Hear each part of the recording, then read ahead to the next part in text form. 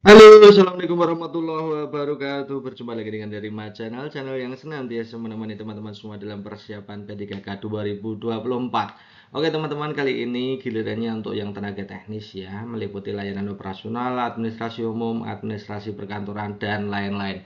Tentunya ini diperuntukkan untuk teman-teman yang lulusan SMA sederajat gitu ya. Kan memang jarang ya, belum belum pernah atau mungkin masih satu kali ya, tahun kemarin sudah ada tapi sedikit sekali formasi jadi tidak bisa ikut.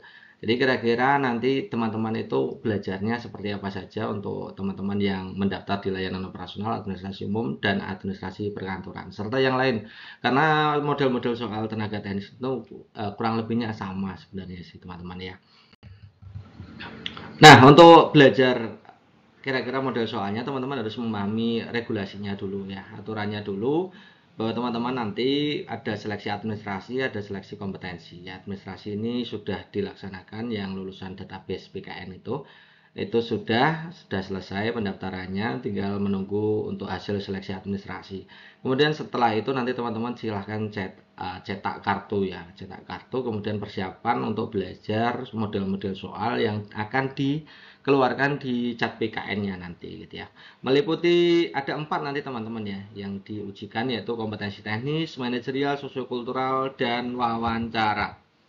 Ini ada 4 ya. Kemudian teman-teman untuk teknis itu nanti yang diukur adalah pengetahuan, keterampilan, dan sikap sesuai dengan bidang jabatan gitu ya. Kalau teman-teman tenaga teknis lulusan SMA maka soalnya menyesuaikan bidang jabatan itu ya, baik layanan operasional, administrasi perkantoran itu kurang lebihnya sama teman-teman ya. Kemudian untuk soal manajerial tadi yang teknis ya, sekarang yang manajerial itu teman-teman harus memahami 8 item ini. Nanti akan diuji tentang integritas teman-teman, kerjasama, bagaimana teman-teman mengkomunikasikan suatu permasalahan, kemudian orientasi hasil, melakukan pelayanan publik, bisa mengembangkan diri maupun orang lain, kemudian mengelola perubahan dan pengambilan keputusan. Model-model soalnya nanti kita akan berikan gitu ya, jangan khawatir. Kemudian next berikutnya itu untuk sosiokultural, nanti memang fokusnya di apa namanya perekat kebangsaan gitu ya, meliputi kepekaan terhadap keberagaman, bagaimana teman-teman itu bekerja dalam situasi yang berbeda dengan lingkungan yang berbeda-beda yang beragam, kemudian kemampuan berhubungan sosial, kemudian kepekaan terhadap pentingnya persatuan dan adanya empati gitu ya. Untuk semua dari tes baik wawancara maupun manajerial, sosiokultural dan teknis itu semuanya nanti akan dilaksanakan dengan sistem cat ya, cat BKN. Tapi tidak sama dengan cat CPNS gitu ya. Nah, kalau kita buat rangkuman ya dari tadi ya, dari juknis yang kita baca tadi, itu nanti yang diujikan 4 ya. Tadi sudah mengatakan bahwa 4, teknis, manajerial, sosiokultural, wawancara. Jumlah soalnya ada teknisnya 90, manajerialnya 25, kemudian sosiokulturalnya 20, wawancaranya 10. Dan teknis, manajerial, sosiokulturalnya jadi satu ya, jumlahnya 120 menit ya. Kalau di total jumlah soalnya ada 135 tapi waktunya 120 menit. Jadi kalau kita baca itu 1 menitnya, jadi satu soal itu kurang lebihnya 1 menit harus sudah selesai. Bentuk soalnya semuanya SJT teman-teman, baik teknis, manajerial, sosiokultural maupun wawancara semuanya adalah SJT, situasional judgment test. Jadi tes itu berdasarkan situasi, kondisi nyata ya, sesuai dengan bidang jabatannya tentunya, baik manajerial, sosiokultural maupun teknis atau wawancara, semuanya sesuai bidang jabatan. Nah, pilihan opsinya kalau SJT untuk teknis itu 5 opsi, kemudian SJT untuk manajerial itu 4 opsi, sosiokulturalnya 4 opsi, kemudian wawancaranya juga 4 opsi. Karena 5 opsi maka skornya berjenjang teman-teman, 1 sampai 5. Jadi A, B, C, D, E itu ada skor 1, skor 2, skor 3, skor 4, skor 5. Skor terbaiknya skor 5. Jadi nanti teman-teman fokusnya di skor 5 dan skor 4. Minimal skor 4 itu ya. Kalau tidak dijawab nilainya 0, artinya teman-teman wajib untuk mengerjakan semuanya. Jangan sampai karena kehabisan waktu maka teman-teman meninggalkannya. Ya, yang penting dijawab itu aja. Lumayan ya kalau misalkan waktunya kurang 2 menit ternyata teman-teman masih belum mengerjakan 30 nomor, maka tinggal diklik aja. Yang penting ada isinya dia. Ini menambah skor. Oke, itu untuk formulasi untuk soal dan alokasi waktu. Sekarang kita langsung saja menuju ke bentuk-bentuk soalnya. Nah, ini soal yang pertama. Kita lihat teman-teman, saya bacakan dulu, nanti teman-teman juga ikut menebak gitu ya. Anda adalah seorang staf administrasi di sebuah instansi pemerintahan. Hari ini Anda memiliki jadwal untuk menyelesaikan laporan bulanan yang sangat penting. Jadi hari ini harus menyelesaikan laporan bulan. Kemudian tiba-tiba atasan Anda meminta Anda untuk menyiapkan dokumen presentasi yang akan diadakan besok, harus selesai gitu ya. Dokumen presentasi ini harus sudah selesai dan siap digunakan dalam rapat tersebut. Apa yang sebaiknya Anda lakukan? Jadi teman-teman nanti akan dibenturkan. Dalam waktu yang sama teman-teman harus bisa menyelesaikan laporan bulan dan juga membuat laporan presentasi untuk besok pagi. Nah, lalu kira-kira bagaimana teman-teman menanggapi situasi tersebut? Nah, soal ini masuk di kompetensi manajerial yang bagian orientasi hasil. Di orientasi hasil, ini teman-teman fokusnya ini dulu ya. Pada orientasi hasil, teman-teman harus bisa menyelesaikan semua tugas itu secara tuntas dan efisien. Kalau memang dua-duanya tidak bisa dilaksanakan dalam waktu yang sama atau tidak memungkinkan, maka kembalikan lagi kepada atasan. Itu triknya seperti itu.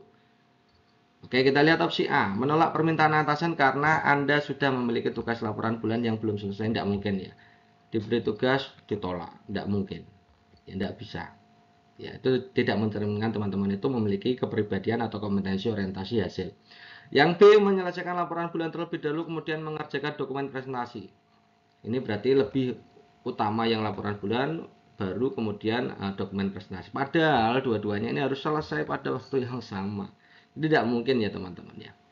Yang C itu menyelesaikan dokumen presentasi lebih dahulu, kemudian menyelesaikan laporan bulan di luar jam kerja. Nah, ini tidak direkomendasikan jadi teman-teman. Jadi teman-teman itu inginnya dari pemerintah juga menginginkan bahwa teman-teman itu kalau ada pekerjaan gunakan sesuai SOP-nya.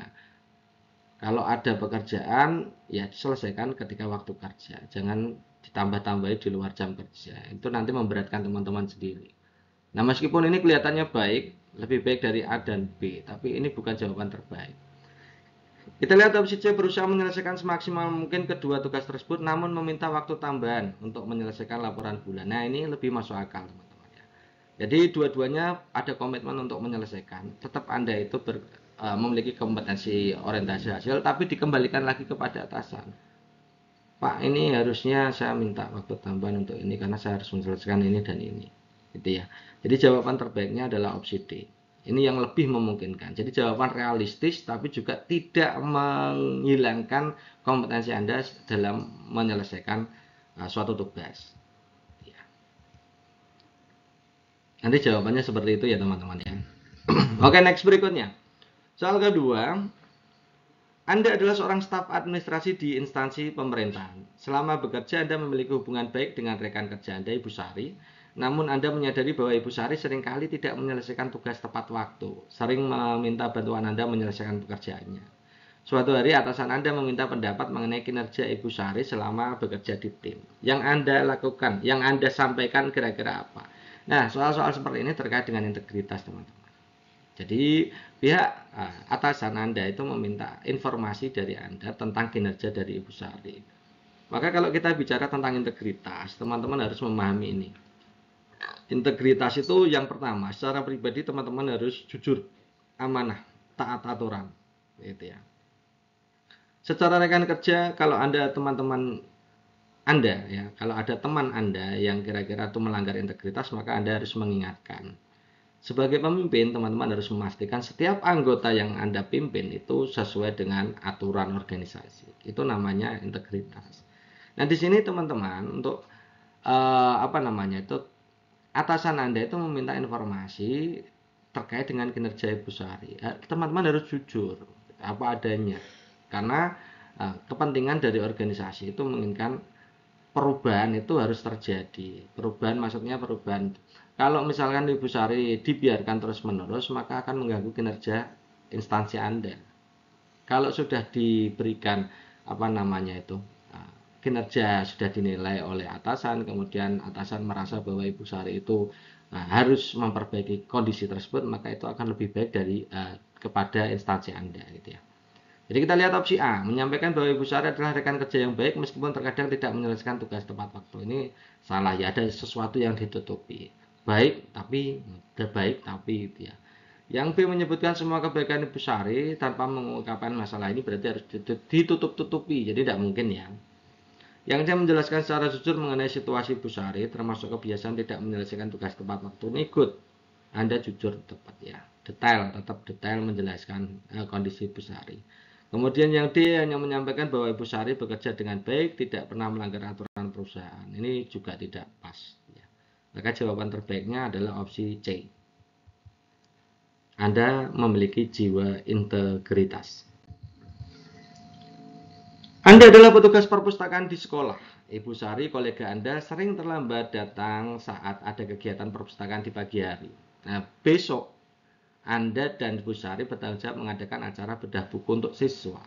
Untuk memastikan acara berjalan lancar, yang akan Anda lakukan adalah titik-titik. Ini juga terkait dengan integritas ya teman-teman.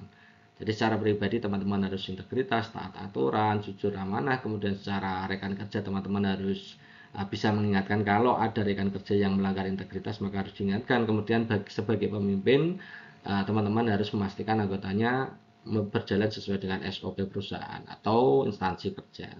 Ini teman-teman itu sebagai teman kerja atau rekan kerja. Kita lihat opsi A. Datang lebih awal untuk mengantisipasi keterlambatan Bu Sari. Berarti ini menonjolkan integritas diri.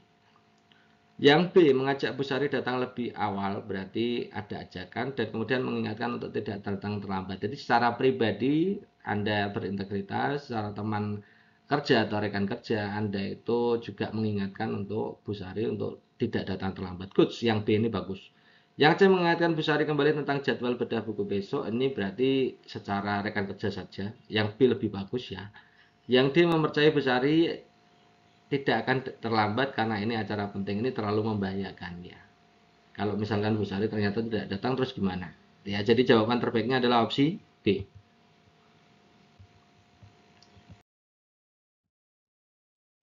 Anda adalah petugas layanan di instansi tempat Anda bekerja. Hari ini, instansi menerima informasi dari BMKG bahwa cuaca buruk berupa hujan badai akan berlangsung hingga 3 hari. Nah, sebagian jalan menuju kantor tergenang air dan hal ini menyebabkan beberapa pegawai tidak dapat datang. Jadi ada beberapa banyak pegawai yang tidak datang, sementara Anda itu jalannya masih bisa datang gitu ya.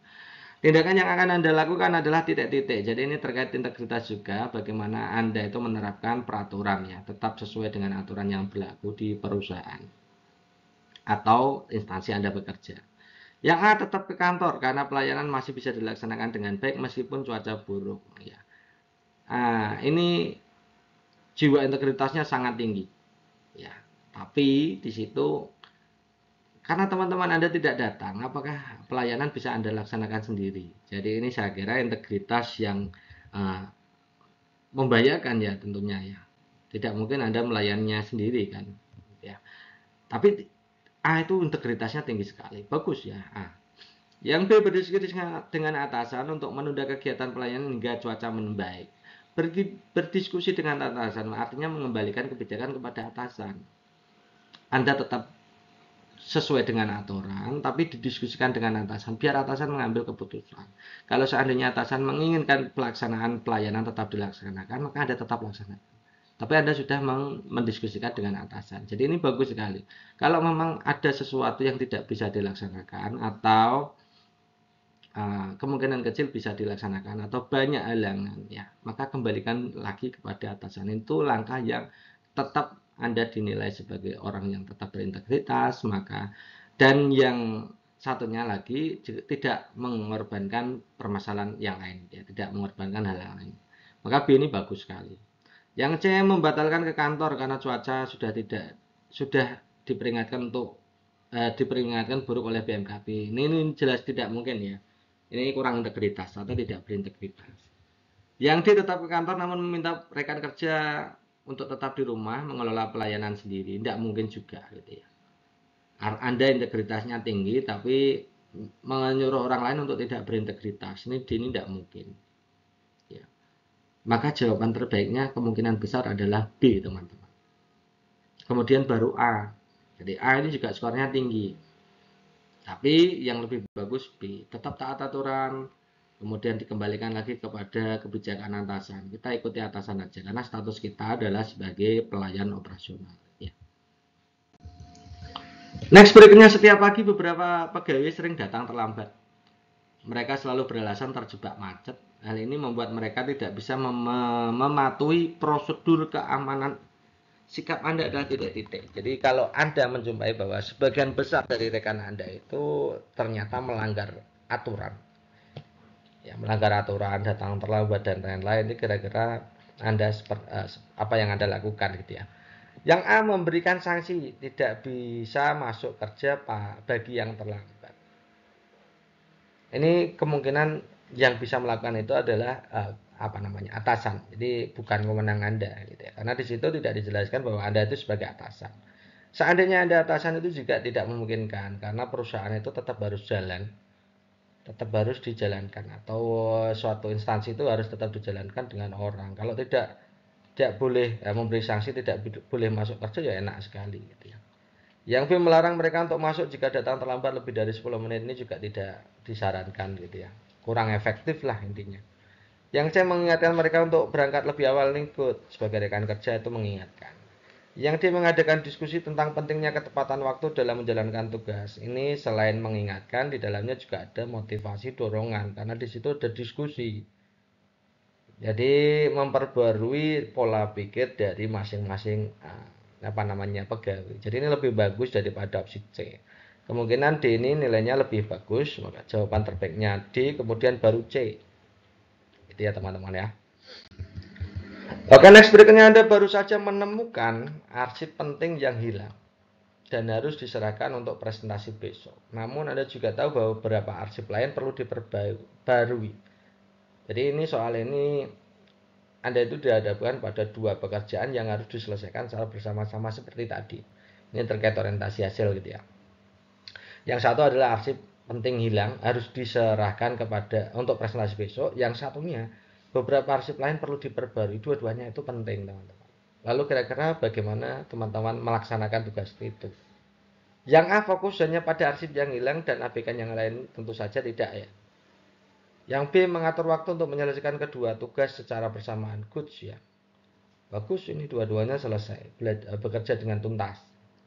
Sebagaimana kisi-kisinya tadi, orientasi hasil itu menyelesaikan tugas dengan tuntas, efisien, tepat waktu.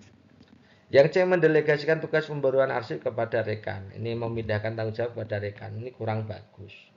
Anda tidak memiliki jiwa bekerja dengan tuntas. Jadi B dengan C ini bagus B. Meminta bantuan atasan untuk mempercepat proses. Ini tidak mungkin juga. Maka jawaban terbaiknya adalah opsi B. Jelas kelihatannya.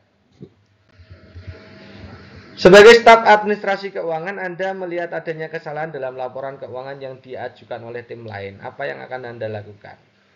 Nah, ini terkait dengan kerjasama, teman-teman. Jadi, yang perlu teman-teman itu tanamkan dalam pikiran teman-teman ketika mengikuti cat BKN untuk P3K. Teman-teman harus tahu untuk bagian manajerial yang ini, kerjasama. Bahwa unit instansi itu merupakan keseluruhan dari unit-unit.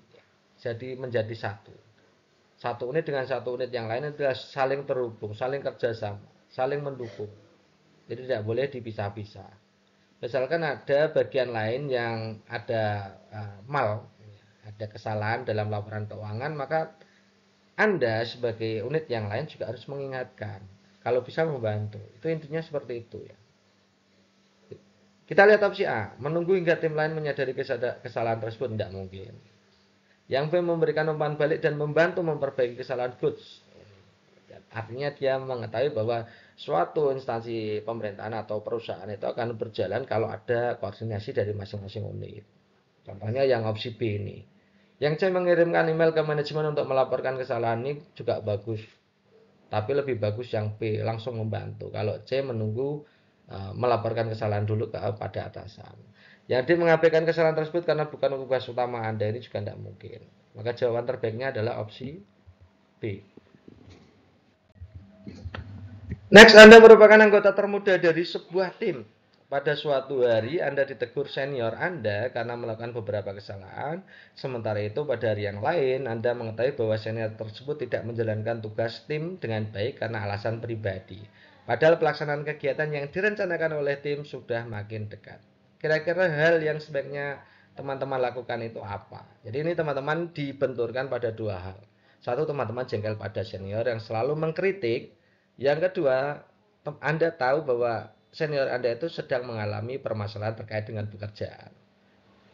Maka ini terkait dengan kerjasama ya teman-teman ya.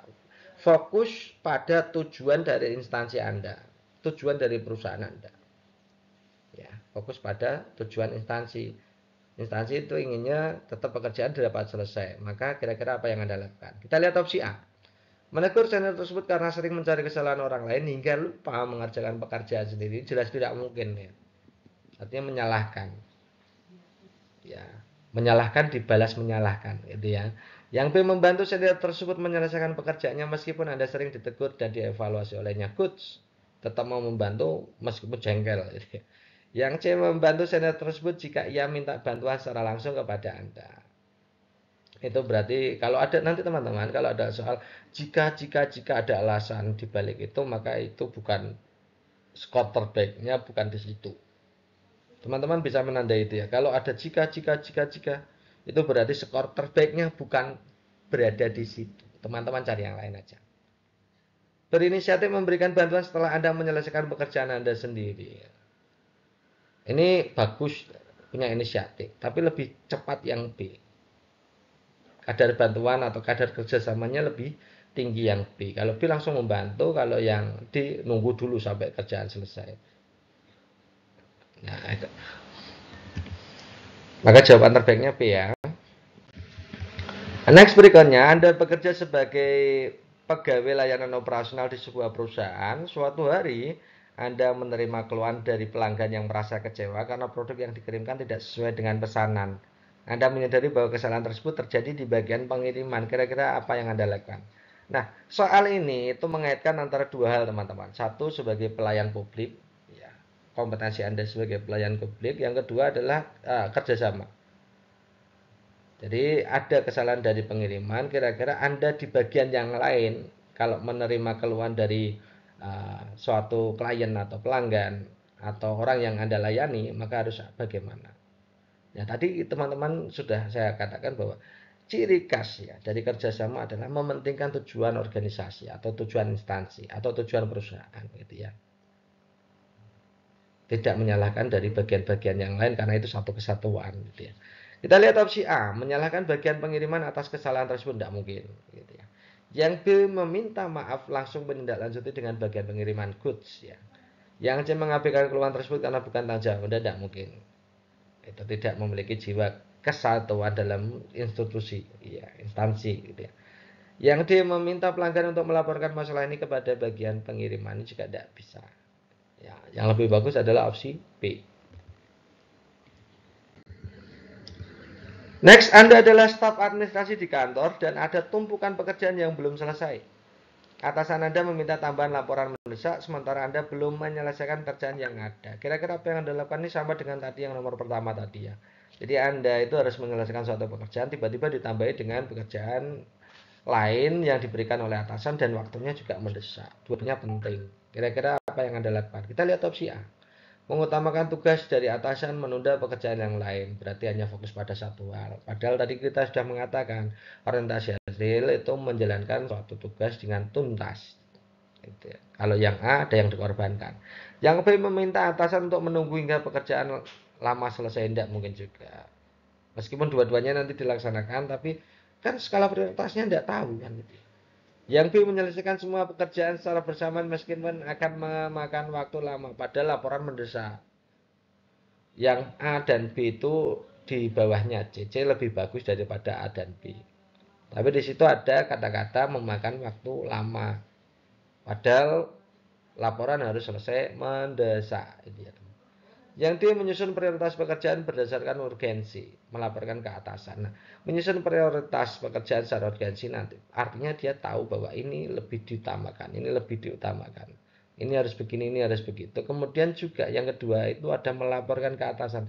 Artinya mengembalikan kebijakan kepada atasan, didiskusikan dengan atasan. Kalau memang misalkan dua-duanya urgent, maka minta tambahan waktu yang di bawahnya urgent. Jadi ya, laksanakan yang urgent, yang di bawahnya urgent minta tambahan waktu.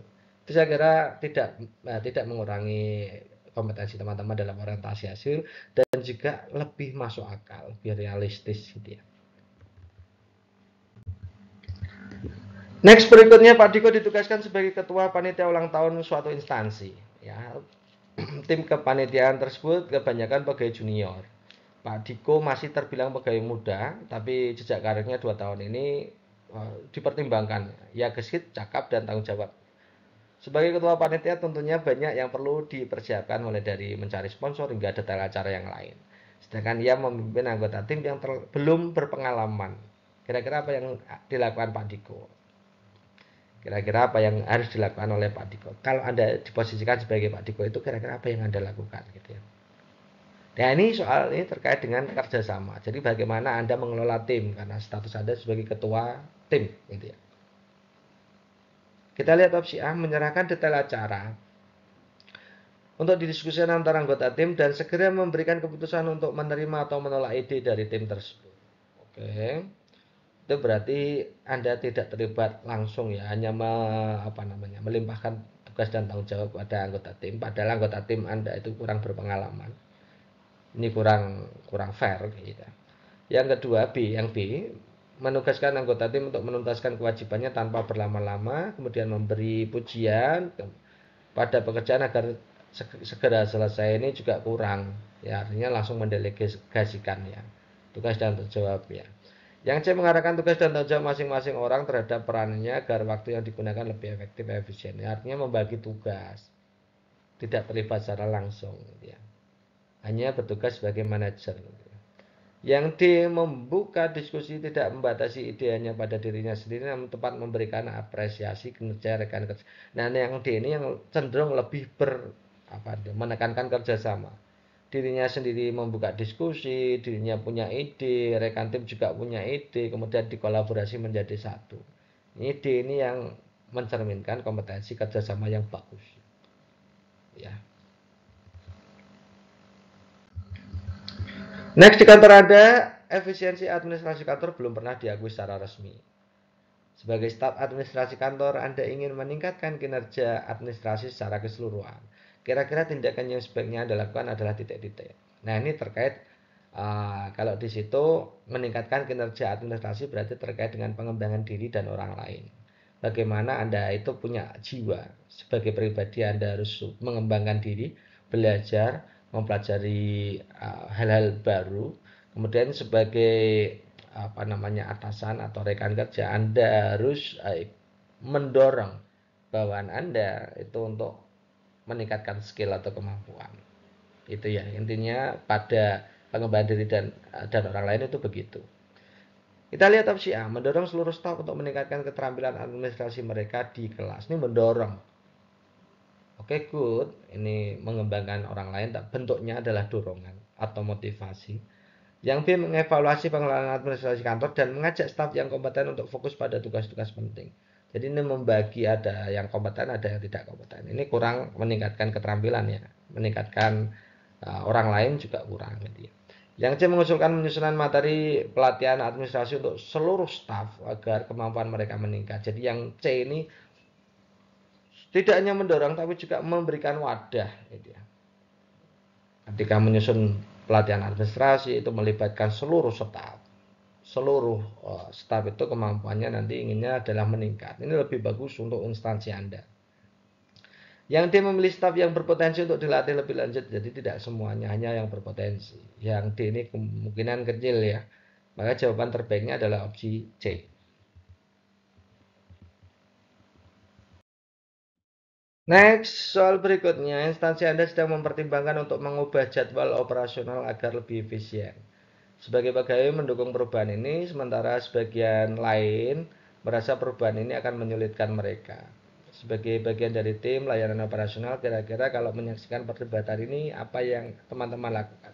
Nah, ini terkait dengan mengelola perubahan teman-teman. Jadi, kalau ada soal-soal terkait dengan hal-hal baru, kemudian ada perubahan jadwal dan lain-lain, itu bagaimana sikap Anda dalam mengelola perubahan yang ada. Harus proaktif, progresif ya. Kata kuncinya itu, proaktif dalam perubahan, progresif dengan perubahan. Jadi kalau ada teman lain yang kesulitan, maka bantu untuk menyelesaikan menyesuaikan dengan perubahan yang ada, itu teman-teman ya. Kita lihat opsi A, mendukung pihak yang menolak perubahan dan mengumpulkan data untuk membuktikan bahwa perubahan tidak diperlukan. Ini berarti tidak proaktif terhadap perubahan kan. Jadi A tidak mungkin. Yang B, memberikan dukungan kepada pimpinan untuk segera membuat keputusan tanpa memedulikan pendapat yang kontra. Ini juga tidak bagus. Mendukung perubahan tapi tidak bagus. Yang C, tidak ikut campur karena pimpinan yang lebih memahami situasi perusahaan atau instansi bekerja. Ini antipati juga tidak bagus. Tidak proaktif terhadap perubahan. Yang D, membantu memberikan pengertian kepada kedua belah pihak agar diskusi produktif dan mencapai solusi bersama. Ini lebih condong, lebih cocok ya. Jadi D ini jawaban yang lebih baik. Dalam beberapa kesempatan klien sering kali mempertanyakan prosedur operasional yang diterapkan oleh perusahaan Anda, terutama dalam hal waktu pengerjaan. Untuk menghindari ketidakpuasan klien, tindakan yang sebaiknya Anda lakukan adalah kira-kira apa? Yang A, membuat prosedur operasional bersama dengan tim untuk memastikan semua anggota tim memahami proses tersebut. Ini berarti fokusnya pada pelayanan kerja tim. Padahal soal-soal ini terkait dengan pelayanan publik. Ya, ada klien yang merasa keberatan dengan prosedur operasional yang diterapkan oleh instansi Anda atau perusahaan Anda. Yang B, memastikan bahwa klien memahami prosedur operasional sejak awal kerjasama dan meminta komitmen mereka untuk mengikuti proses tersebut. Ini good, jadi sejak awal itu sudah ada ya, sudah dikasih tahu. C, melibatkan klien dalam mengevaluasi prosedur operasional agar mereka merasa didengar, memahami proses yang dilakukan. Ini good, bagus sekali yang C ini ya teman-teman ya. Ini ada proses pelibatannya, melibatkan klien. Yang D, membuat prosedur operasional yang sesuai dengan standar industri dan peraturan perusahaan sehingga klien bisa menyesuaikan ekspektasi kurang. Jadi B dan C ini sama-sama bagus, tapi kemungkinan besar jawabannya adalah yang pelibatan, yang C ya teman-teman ya. Oke, next berikutnya Anda baru saja diangkat sebagai kepala unit pencatatan arsip di kantor yang baru. Anda ingin mengadakan pelatihan mengenai manajemen arsip untuk semua unit kerja. Jadi teman-teman nanti kalau ada soal mengadakan pelatihan berarti masuk di kompetensi mengembangkan diri dan orang lain. Ini status Anda sebagai atasan itu ya. Namun karena budaya pencatatan belum terstandarisasi, Anda ingin memastikan semua unit terlibat dalam pelatihan ini. Kira-kira langkah yang Anda ambil kira-kira apa? Ya, kita lihat opsi A, hanya melibatkan unit kerja yang memiliki kepentingan besar terhadap arsip demi efisiensi waktu dan biaya. Ini kurang ya, tidak melibatkan keseluruhan, yang dilibatkan hanya unit kerja saja. Kemudian yang B, melibatkan semua unit kerja dalam perencanaan pelaksanaan pelatihan dan memberikan apresiasi bagi yang aktif. Ini good, ada pelibatan kepada seluruhnya. Yang C, mengundang perwakilan dari setiap unit, berarti yang datang hanya perwakilan setiap unit. Yang D, mengumumkan pelatihan kepada seluruh unit dan baru menyampaikan pentingnya pencatatan arsip setelah mendapatkan konfirmasi kehadiran. Ini berarti yang hadir saja. Ya, padahal harusnya semua bagian dari unit kerja harusnya ikut dalam pelatihan untuk memastikan bahwa setiap dari pegawai itu memiliki standarisasi dalam kecakapan ya dalam menjalankan suatu instansi gitu ya teman-teman ya. Maka jawaban terbaiknya adalah opsi B. Nah itu dulu teman-teman untuk pembahasan kita.